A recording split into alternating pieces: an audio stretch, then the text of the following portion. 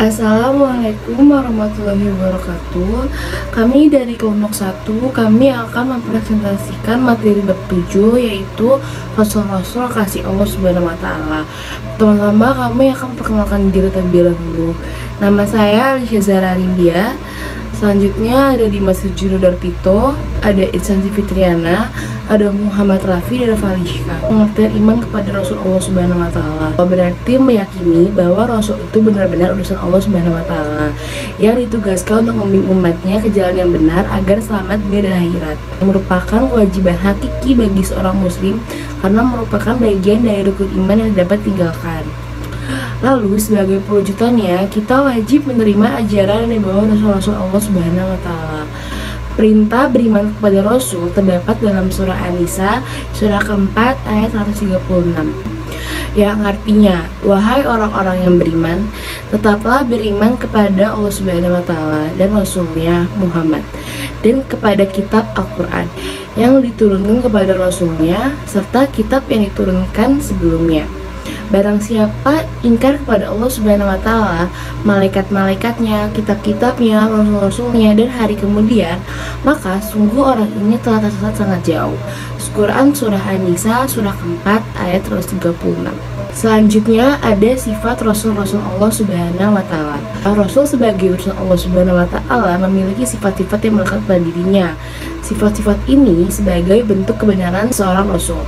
Sifat-sifat tersebut adalah ada sifat wajib, sifat mustahil, dan sifat jaiz. Yang pertama itu ada sifat wajib. Sifat wajib artinya sifat yang pasti ada pada Rasul. Tidak bisa disebut seorang Rasul jika tidak memiliki sifat-sifat ini. Sifat wajib ini ada 4, ada asyidik, ada al-amanah, ada at-tadik, dan ada al-fatanah. Asyidik yaitu Rasul selalu benar. Apa yang dikatakan Nabi Ibrahim alaihissalam kepadanya bapaknya adalah perkataan yang benar, bahwa apa yang disembah oleh bapaknya adalah sesuatu yang tidak memberi manfaat dan mudarat, maka jauhilah. Peristiwa ini diabadikan pada Quran surah Maryam surah ke-19 ayat 41, yang artinya, dan ceritakanlah Muhammad kisah Ibrahim di dalam kitab Al-Quran. Sesungguhnya dia adalah seorang yang sangat membenarkan seorang nabi. Quran surat Maryam surah ke-19 ayat 41. B. Al-amanah. Al-amanah yaitu Rasul selalu dapat dipercaya. Di saat kaum Nabi Nuh mendustakan apa yang dibawa olehnya, Allah pun menegaskan bahwa Nuh adalah orang yang terpercaya atau amanah. Sebagaimana dijelaskan dalam Quran surat Asy-Syu'ara ayat 106-107 berikut ini. Bismillahirrahmanirrahim. Isqala lahum ahuhum nuhun ala tattakun. Inni lakum rasulun aminun. Artinya, ketika saudara mereka Nuh berkata kepada mereka, "Mengapa kamu tidak bertakwa? Sesungguhnya aku ini seorang rasul kepercayaan yang diutus kepadamu." Quran surat Asy-Syu'ara ayat 106-107. C. At-Tablik. At-Tablik yaitu Rasul selalu menyampaikan wahyu. Tidak ada satupun ayat yang disembunyikan Nabi Muhammad dan tidak disampaikan kepada umatnya. Penjelasan ini terkait dengan Quran surat Al-Maidah ayat 67 berikut ini. Bismillahirrahmanirrahim. Ya ayyuhar rasulu balik ma unzila ilaika min rabbika wa in lam taf'al fama balagta risalatahu. Wallahu ya'shimuka minan nasi innallaha la yahdil qaumal kafirin. Artinya, hai Rasul, sampaikanlah apa yang diturunkan kepadamu dari Tuhanmu. Dan jika tidak kamu kerjakan apa yang diperintahkan itu, berarti kamu tidak menyampaikan amanatnya. Allah memelihara kamu dari gangguan manusia. Sesungguhnya Allah tidak memberi petunjuk kepada orang-orang yang kafir. Quran surah Al-Maidah ayat 67. D. Al-Fatanah. Al-Fatanah yaitu Rasul memiliki kecerdasan yang tinggi. Ketika terjadi perselisihan antara kelompok kabilah di Mekah, setiap kelompok memaksakan kehendak untuk meletakkan Al-Hajar Al-Aswad atau batu hitam di atas Ka'bah. Rasulullah lalu menengahi dengan cara semua kelompok yang bersengketa agar memegang ujung kain di bawahnya. Kemudian, Nabi meletakkan batu itu di tengahnya dan mereka semua mengangkat hingga sampai di atas Ka'bah. Sungguh cerdas Rasulullah. Yang kedua itu ada sifat mustahil. Sifat mustahil adalah sifat yang tidak mungkin ada pada Rasul. Sifat mustahil itu adalah lawan dari sifat wajib. Apa saja sifat mustahil itu? Yang pertama ada al-kizib. Al-kizib yaitu mustahil Rasul itu berbohong atau dusta. Semua perkataan dan perbuatan Rasul tidak pernah bohong ataupun dusta. Lalu ada kutipan Quran surat An-Najm ayat 2-4. A'udzubillahi minasyaitonirrajim. Bismillahirrahmanirrahim. Ma dalla sahibukum wa ma gawa wa ma yantiku anil hawa in huwa illa wahyu yuha. Yang artinya, kawanmu Muhammad tidak sesat dan tidak pula keliru. Dan tidaklah yang diucapkan itu Al-Quran menurut keinginannya, tidak lain Al-Quran adalah wahyu yang diwahyukannya atau kepadanya. Yang kedua ada al-khiyanah. Al-khiyanah yaitu mustahil Rasul itu khianat atau berkhianat. Semua yang diamanatkan kepadanya pasti dilaksanakan. Lalu ada kutipan Quran surat Al-An'am ayat 106. A'udzubillahi minasyaitonirrajim. Bismillahirrahmanirrahim.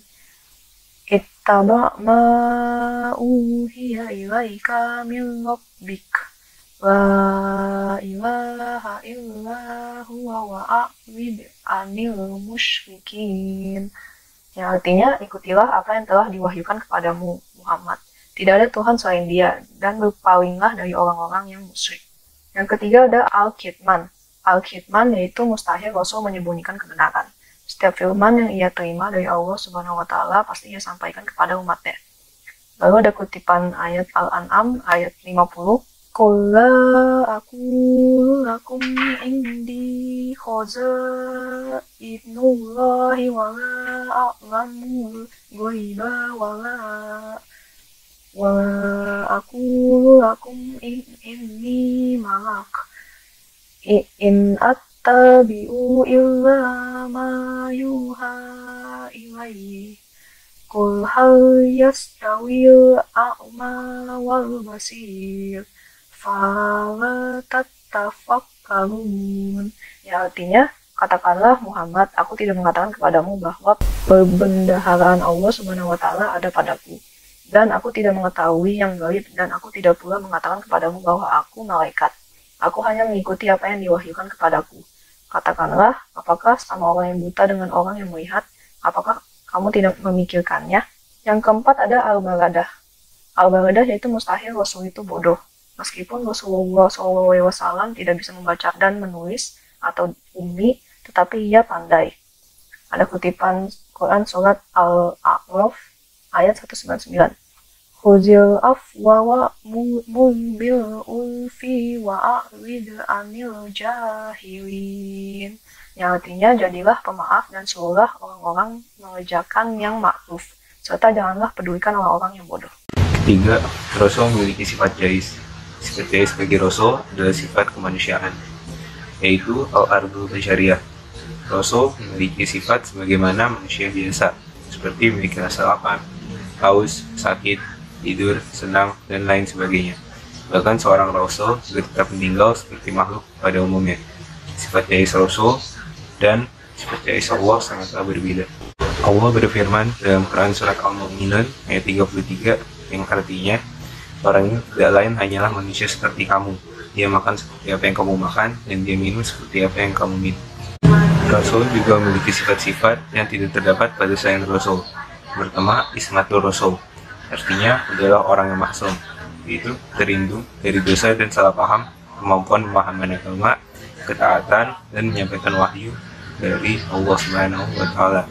Yang kedua, iltizamul Rasul, adalah orang-orang yang selalu komitmen terhadap apa yang mereka ajarkan. Rasul bekerja dan berdakwah sesuai dengan arahan dan perintah dari Allah. Meskipun dalam menjalankan perintah Allah, terdapat banyak tantangan berat yang harus dihadapi, baik dari dalam dirinya maupun dari para musuhnya.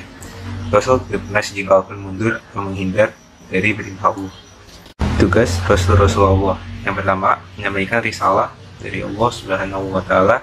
Yang kedua, mengajak kepada tauhid, yaitu mengajak untuk mengesahkan Allah dan menjauhi perilaku musyrik atau menyekutukan Allah. Yang ketiga, memberi kabar gembira kepada orang mukmin dan memberi peringatan kepada orang kafir. Yang keempat, menunjukkan ke jalan yang lurus. Yang kelima, membersihkan dan mendidikan jiwa manusia serta mengajarkan kepada mereka kitab dan hikmah. Dan yang terakhir sebagai hujah bagi manusia. Hikmah beriman kepada Rasul Allah Subhanahu wa Ta'ala. 1. Makin sempurna imannya. 2. Terdorong untuk menjadikan contoh dalam hidupnya. 3. Terdorong untuk melakukan perilaku sosial yang baik. 4. Mempunyai teladan dalam hidupnya. Yang kelima, mencintai para Rasul dengan cara mengikuti dan mengamalkan ajarannya. Firman Allah Subhanahu wa Ta'ala, Quran Surat Ali Imran, Quran Surat ketiga, ayat ke-31 yang berarti, katakanlah Muhammad, jika kau mencintai Allah Subhanahu wa Ta'ala, ikutilah aku. Niscaya Allah Subhanahu wa Ta'ala mencintaimu dan mengampuni dosa-dosamu. Allah Subhanahu wa Ta'ala Maha Pengampun, Maha Penyayang. Yang keenam, mengetahui hakikat bahwa ia diciptakan Allah Subhanahu wa Ta'ala untuk mengabdi kepadanya. Firman Allah Subhanahu wa Ta'ala, Quran Surat Az-Zariyat, Surat ke-51 ayat 56 yang berarti, aku tidak menciptakan jin dan manusia, melainkan agar mereka beribadah kepadaku. Menerapkan perilaku mulia. Perilaku mulia yang dicerminkan oleh orang yang beriman kepada Rasul. 1. Menjunjung tinggi risalah, yaitu ajaran Allah Subhanahu wa Ta'ala yang disampaikan Rasulnya. Yang kedua, melaksanakan seruannya untuk hanya beribadah kepada Allah.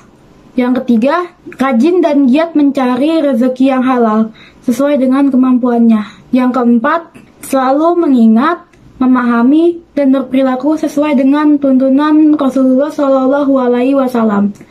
Yang kelima, melakukan usaha-usaha agar kualitas hidupnya meningkat ke derajat yang lebih tinggi. Misalnya, memelihara dan meningkatkan iman dan takwa kepada Allah Subhanahu wa Ta'ala, memelihara dan meningkatkan kesehatan jasmani dan rohani, meningkatkan ilmu pengetahuan yang bermanfaat. Yang keenam, terus melakukan dakwah agar ajaran yang dibawa oleh Rasul tidak sirna. Sekian dan terima kasih, semoga bermanfaat. Wassalamualaikum warahmatullahi wabarakatuh.